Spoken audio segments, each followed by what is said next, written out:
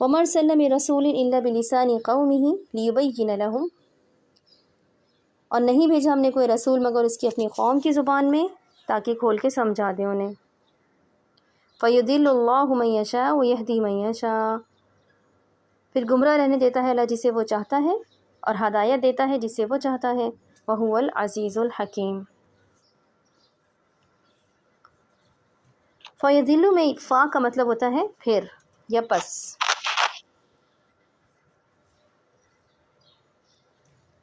اور یضلو کس سے نکلا ہے؟ ضلع سے، جس میں لام جو ہے وہ ڈبل ہے۔ اور ضلع ہم نے پریویس لیسن میں بھی پڑھا کہ ضلع کا مطلب کیا ہوتا ہے؟ راستہ کھو دینا۔ فَيُضِلُّ اللَّهُ مَن يَشَاءُ، بس اللہ بھٹکا دیتا ہے جسے وہ چاہتا ہے۔ یشاء کے لفظ کو دیکھتے ہیں۔ یشاء کا لفظ نکلا ہے شایعہ سے، اس کا جو روٹ ورڈ ہے وہ شین یا اور الف یا حمزہ ہے، ٹھیک ہے۔ اس کا مطلب ہوتا ہے چاہنا یا خواہش کرنا، اسی سے لفظ شے یا شیء نکلا ہے، یعنی کوئی چیز۔ اسی لفظ کو ہم انشاءاللہ ماشاءاللہ میں بھی استعمال کرتے ہیں۔ وَيَهْدِي مَن يَشَاءُ، اور وہ ہدایت دیتا ہے جسے وہ چاہتا ہے۔ یہدی کے لفظ کو دیکھتے ہیں۔ یہدی کا لفظ نکلا ہے ہدایہ سے، ہا دال اور یا جو ہے وہ اس کا روٹ ورڈ ہے۔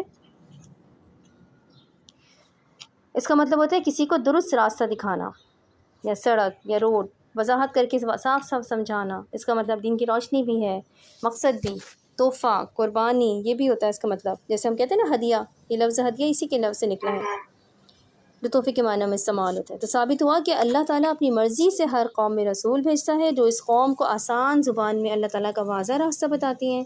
اس کے بعد دو چیزیں ہوتی ہیں، اگر اللہ تعالیٰ چاہتے ہیں تو کسی کو ان میں سے بھٹکا دیتے ہیں، اور اگر وہ چاہیں تو کسی کو ان میں سے سیدھا راستہ دکھاتے ہیں۔ ایسا کیوں ہوتا ہے؟ اللہ تعالیٰ کیوں کسی کو بھٹکا دیتے ہیں اور کسی کو ہدایت دیتے ہیں؟ اگر اللہ نے خود ہی بھٹکانا یا راستہ دکھانا ہے تو انسان کو بھٹکنے کی سزا کیوں ملتی ہے؟ یہ کیا بات ہوئی؟ اب اس آیت کو پڑھ کے عجیب سے وسوسے سے ہمیں بھرتے ہیں کہ اللہ تعالیٰ کیوں خود بھٹکا دیتا ہے؟ اس کو تو چاہیے کہ وہ ہمیں ہدایت لینے میں مدد دے، مگر وہ خود ہی کیوں؟ کیونکہ اب ہم آیت کا جب آخری حصہ دیکھیں گے تو ہمیں یہ بات سمجھ میں آئے گی، وَهُوَ الْعَزِيزُ الْحَكِيمُ، کیونکہ وہ عزیز الحکیم ہے۔ اب عزیز کسے کہتے ہیں؟ لفظ عزیز کو دیکھتے ہیں۔ عزیز کہتے ہیں عزت اور قوت والے کو، اتھارٹی والے کو، جس کا زور چلتا ہو۔ سو اللہ تعالیٰ کی اتھارٹی ہے اس کے بندوں پہ، وہ جو چاہے کرے، جس کے ساتھ چاہے۔ لیکن کیوں کچھ لوگوں کو وہ خود ہی ہدایت کی توفیق نہیں دیتا؟ کیونکہ وہ عزیز کے ساتھ کیا ہے؟ حکیم بھی ہے۔ حکیم جو ہے وہ فعیل کے وزن پہ ہے، یاد ہے نا جو ہم نے شروع میں افعال پڑھے تھے، اوزان سیکھے تھے۔ حکیم فعیل کے وزن پر، اس کا مطلب ہوتا ہے کہ وہ جس کے میں بہت بہت حکم پایا جائے۔ اور حکم کیا ہوتا ہے؟ یہ جو حکیم کا لفظ ہے نا، یہ حکم سے نکلا ہے، حکم۔ حکم کہتے ہیں لوہے کے اس ٹکڑے کو جو گھوڑے کی لگام کے ساتھ اٹیچ ہو کے اس کے منہ کے اوپر باندھا جاتا ہے، تاکہ جب گھڑ سوار اس کو کوئی اشارہ دے، اس کو لگام کھینچ کے، تو اس کو اس ٹکڑے کے ذریعے سے گھوڑے کو گھڑ سوار کا اشارہ سمجھ میں آتا ہے کہ اسے دائیں مڑنا ہے یا بائیں مڑنا ہے، یا اسے بھی چلنا ہے یا بھی رکنا ہے۔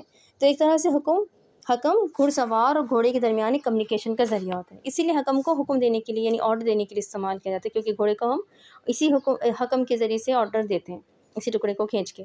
تو حکم کا مطلب ہو گیا کنٹرول کرنا یا روکنا، جیسے بھوک برداشت کرنا، خود کو کوئی سخت جواب دینے سے روکنا۔ اسی کا ایک اور معنی ہے دانائی، عقل مندی۔ یہ سارے حکمت کے لفظ ہیں، اور حکمت کا لفظ اسی سے نکلا ہے، کیونکہ عقل مندی کیا ہے؟ عقل مندی ہے ہی خود کو غلط ریئیکشن سے روکنے کا نام۔ اس کا مطلب رائے رکھنا بھی ہے، یعنی کسی معاملے کے بارے میں اپنی ایک الگ مضبوط رائے رکھنا۔ اللہ تعالیٰ بہت بہت حکمت والا ہے، وہ دانا ہے، اس کا علم سب سے زیادہ ہے، اس کو معلوم ہے کہ کس کو ہدایت دینی ہے، کس سے ہدایت روکنی ہے۔ اور وہ کیوں کرتا ہے اسے؟ کیونکہ وہ اسی کو ہدایت دیتا ہے جس کے اندر وہ خیر دیکھتا ہے، وہ اسی کو سیدھا راستہ دکھاتا ہے جس کے اندر سیدھے راستے کی طلب ہوتی ہے۔ ایسا نہیں کہ اللہ تعالیٰ بس رینڈم طریقے سے کسی کو ہدایت دیتا ہے اور کسی کو اس سے محروم رکھتا ہے، نہیں، اللہ تعالیٰ ہدایت بانٹتے ہیں حکمت کی بنیاد پہ۔ وہ اس کو سیدھا راستہ دکھاتا ہے جس کے اندر سیدھے راستے پہ چلنے کی خواہش ہوتی ہے، اور جس کے اندر ایسی کوئی تمنا نہیں ہوتی، جو کوشش ہی نہیں کرتا، اس کو نہیں ملتی ہدایت، بھٹکتا ہی رہتا ہے۔ تو ہم نے ساتھ کیا پڑھ کے کیا کرنا ہے؟ دوسروں کو جج کرنا ہے کیا کہ فلاں اس لیے گناہ گار ہے کہ اس کے اندر ہدایت پانے کی تمنا نہیں ہے؟ نہیں، ہم نے ایسے نہیں کرنا۔ قرآن کے آئینے میں ہم نے بس خود کو دیکھنا، ہم نے یہ فیصلہ کرنا ہے کہ ہم نے کون سی گروہ میں بننا ہے۔ اللہ نے ہمارے اندر رسول بھی بھیجا، کتاب بھی دی، ہمیں اللہ نے بہت سے علماء اور خطیب عطا فرمائے جو دین کو آسان بنا کے پیش کرتے ہیں۔ پھر اب ہم نے کیا کرنا ہے؟ ہم نے کیا بننا ہے، بھٹکا ہوا یا راستہ پا لینے والا؟ یقیناً اگر ہمیں سب کچھ میسر ہونے کے باوجود ابھی تک راستہ نہیں سمجھ آتا تو اس کا مطلب ہے کہ ہم نے کبھی سیدھا راستہ چاہا ہی نہیں۔ اور راستہ کیا ہے؟ صراط المستقیم، زندگی گزارنے کا سلیقہ۔ عمر کے حصے میں پہنچ کے اگر ہمیں نہیں معلوم کہ اللہ تعالیٰ کیا چاہتے ہیں، ہم کس طرح کی زندگی گزاریں، اپنا انداز، لباس، عبادات، لوگوں سے سلوک کس طرح رکھیں، آپ کو زندگی میں کس چیز کو اول اور کس کو آخری درجے پہ رکھنا ہے، کس طرح کے لوگوں کے ساتھ اٹھنا بیٹھنا ہے، کس طرح کا علم حاصل کرنا ہے، اگر ابھی تک آپ کے سامنے راستہ کلیئر نہیں تو اس کا صاف مطلب کیا ہے کہ ہم نے ابھی تک سیدھے راستے کی خواہش ہی نہیں کی۔ کیونکہ اس آیت کو پڑھ کے یہ سمجھ میں آتا ہے کہ سیدھے راستے پہ خود کو لے کے جانا صرف ایک چیز سے ممکن ہے، اور وہ کیا ہے؟ خواہش سے، چاہنے سے۔ آپ کو سیدھے راستے پہ چلنے کے لیے محنت کرنی ہوگی، عبادتیں کرنی ہوگی، گناہوں سے بچنا ہوگا، لیکن اس راستے تک جانے کے لیے، صرف جانے کے لیے آپ کو صرف ایک کام کرنا ہے، اور وہ کیا ہے؟ اس کی خواہش دل میں رکھنا۔ اللہ تعالیٰ آپ کے دل کے اندر تک دیکھ لیتا ہے، وہ آپ کے ذہن سے گزرنے والے خیالات تک پڑھ لیتا ہے۔ جس دن آپ ہدایت کی خواہش کریں گی، وہ ہدایت کو آپ کی گھر کی دہلیز پہ لے آئے گا۔ اور کیا نشانی ہے اس بات کی کہ ہدایت کی خواہش ہمارے اندر ہے؟ اور اس کی نشانی کیا ہے کہ جب کہیں اللہ اور اس کے رسول صلی اللہ علیہ وسلم کا ذکر کیا جا رہا ہو تو اس کی طرف کان لگ جائیں، خود سننے کا دل چاہے، کہیں تلاوت لگی ہو تو ہم اسے سنیں، یا نہ یہ نہ ہو کہ ہم اپنا راستہ بدل لیں۔ کوئی اللہ کے نام کی کوئی ویڈیو آ جائے، کوئی اس طرح کے ہمارے اسکرولنگ کرتے ہوئے درمیان میں آتی ہیں چیزیں، تو ہم اس کو ہٹا نہ دیں جلدی سے، بلکہ اس کی طرف کان دھریں۔ جب اللہ تعالیٰ کے رسول کریم صلی اللہ علیہ وسلم کی زندگی کے واقعات سننا اچھے لگیں، اللہ کی بات کانوں کو اچھی لگے، جب قرآن کریم میں دلچسپی ہونے لگے، دل چاہے کہ ہم بھی لفظی ترجمے سے اس کی جو ہے وہ قرآن کو سیکھیں، تب آپ کو پتہ بھی نہیں چلتا اور آپ کے دل میں ہدایت پانے کی خواہش جنم لینے لگتی ہے، اور آپ نے پھر اس خواہش کو مرنے نہیں دینا، اس کو پانی دیتے رہنا ہے، دیکھتے دیکھتے ایک پودا بن کے آپ کے دل کے سرزمین پر اگ کھڑی ہوگی۔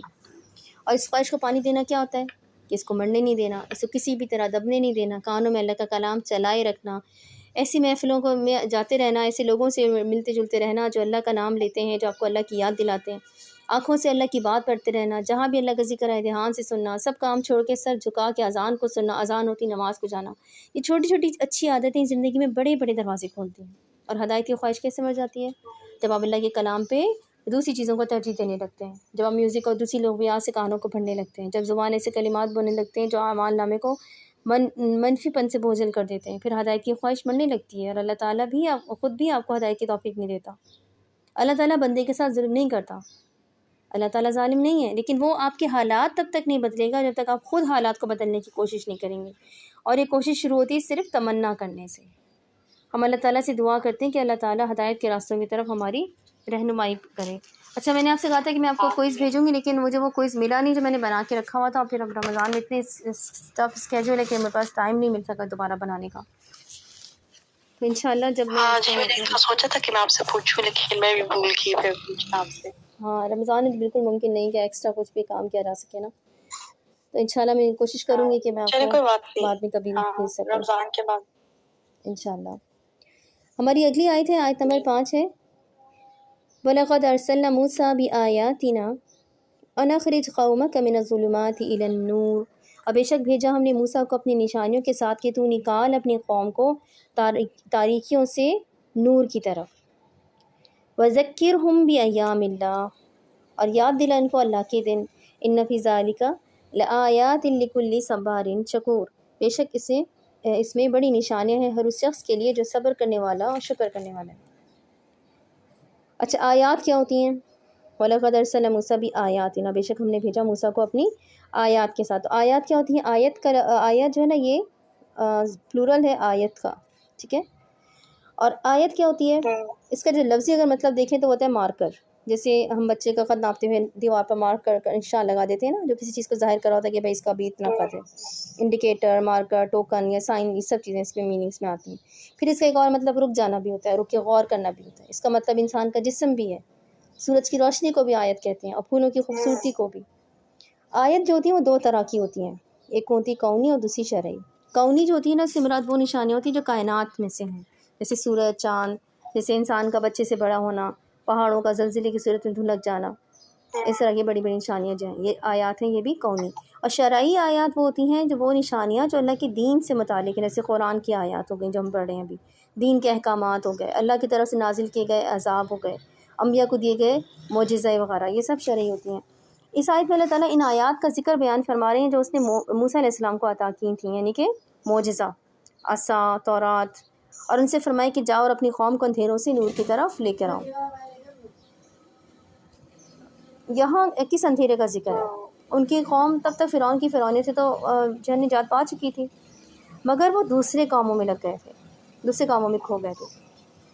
فرعون سے نجات حاصل کرنے کے بعد جب وہ دریا کراس کر کے دوسری جگہ پہنچے تھے تو یاد ہے نا، انہوں نے کتنے سارے ایسے کام شروع کر دیے تھے جو کہ اللہ کے ناپسند تھے، تو موسیٰ علیہ السلام وہی حاصل کرنے ان سے دور چلے گئے تھے، تو وہ سامری اور اس کی بچڑے میں گم ہو گئے تھے۔ یا موسیٰ علیہ السلام کو کہا جا رہا ہے کہ جاؤ اور اپنی قوم کو ایام اللہ کی یاد دلاؤ۔ اندھیرے سے نور کی طرف کا سفر تو گمراہی سے ہدایت کی طرف سفر ہے، جس کو ہم پہلے پڑھ چکے ہیں، لیکن یہ ایام اللہ کیا ہوتے ہیں؟ اللہ کے دن، یہ کون سے ہوتے ہیں؟ اگر موسیٰ علیہ السلام کی قوم کو کہا گیا کہ وہ ان دنوں کو یاد کریں تو ہم بھی تو مخاطب قرآن ہیں، یہ فرمان ہمارے لیے بھی ہے۔ آج ہم نے بھی ایام اللہ کو یاد کرنا ہے۔ اللہ کے دن کون سے ہیں؟ ویسے تو سارے مہینے اللہ کے ہیں، وقت بھی اس کا، دن بھی اس کے، لیکن کچھ ایام تاریخ میں ایسے گزرے ہیں جن میں جو ہوا وہ انسانوں کی اپنی کوشش کی وجہ سے نہیں بلکہ اللہ کی بھرپور نصرت کی وجہ سے ہوا۔ یہ دن فرعون کے غرق ہونے کا دن بھی ہو سکتا ہے، یہ موسیٰ علیہ السلام کے معجزوں کا اشکار ہونے کا دن بھی ہو سکتا ہے، یہ وہ دن بھی ہیں جب اللہ تعالیٰ نے کسی نافرمان قوم کو نمک کا مجسمہ بنا دیا یا ان کو چیخ کے ذریعے ہلاک کر دیا۔ تو ہر وہ دن جس میں اللہ تعالیٰ نے انسان کے لیے عبرت اور شکر دونوں کے مقام رکھے، وہ جو ایک باقاعدہ مکافات کی قانون کے تحت عمل میں آئے، وہ اللہ کے دن ہوتے ہیں۔ آج ہم نے اس آیت کو پڑھ کے اللہ کے دنوں کو یاد کرنا ہے، کیونکہ اللہ کے دنوں میں بہت نشانیاں ہیں ہر صبار اور شکور کے لیے۔ صبار کیا ہوتا ہے؟ صبار جو ہے نا، یہ فعال کا صیغہ ہے، یعنی کسی کام کو بہت بہت کرنے والا، صبارین شکور۔ اور جیسے جبر سے جبار، صبر سے صبار، قہر سے قہار۔ اور صبار اور صابر میں فرق ہوتا ہے۔ صابر تو ہم سب بن جاتے ہیں، لیکن صبار سب نہیں ہوتے۔ صبار کہتے ہیں شدید قسم کا صبر کرنا۔ صبر کا مطلب ہوتا ہے خود کو باندھنا، خود کو روکنا، نیگیٹو ریئیکشن سے خود کو باز رکھنا، مایوس ہونے سے خود کو روکنا، خود کو پکڑ لینا، گناہ سے روک لینا۔ صبر صدمے کی پہلی چوٹ پر کیا جاتا ہے، بعد میں جو آتا ہے وہ جو خود سے ہوتا ہے وہ صبر نہیں ہوتا، وہ تو تھکاوٹ ہوتی ہے۔ اس طرح سے ہم لفظ شکور کو دیکھتے ہیں۔ شکور کا لفظ نکلا ہے فعول کے لفظ سے، اور فعول کا مطلب ہوتا ہے بہت زیادہ، فعول کے صیغے میں آتا ہے بہت زیادہ کسی کام کو کرنا، اور یہ بہت زیادہ شکر کرنے والا شکور کہلاتا ہے۔ جیسے غفور، قیوم، یہ سب فعول کے صیغے ہیں، ان میں بھی کسی کام کو بہت زیادہ کرنے کے معنی ہوتے ہیں۔ اور شکر کرنے کا مطلب کیا ہوتا ہے؟ شکر یعنی شکرا سے نکلا، اس کے معنی ہوتے ہیں اونٹوں کا اچھی گھاس کو چڑھنے کی وجہ سے موٹا ہو جانا، نعمتوں کا ملنا، ان کی قدردانی کرنا، انعامات کا احساس کرنا۔ اور شکرا ان ٹہنیوں کو بھی کہتے ہیں جو کسی درخت کے تنے کے زمین سے قریبی حصے پہ اگتی ہیں، اس کا مطلب ہے شاخوں کا مزید بڑھنا۔ اور شکرا کے اصطلاحی معنی بنتے ہیں شکریہ ادا کرنا، کسی کا احسان تسلیم کر کے اس کے الفاظ یا اعمال کے ذریعے شکر ادا کرنا۔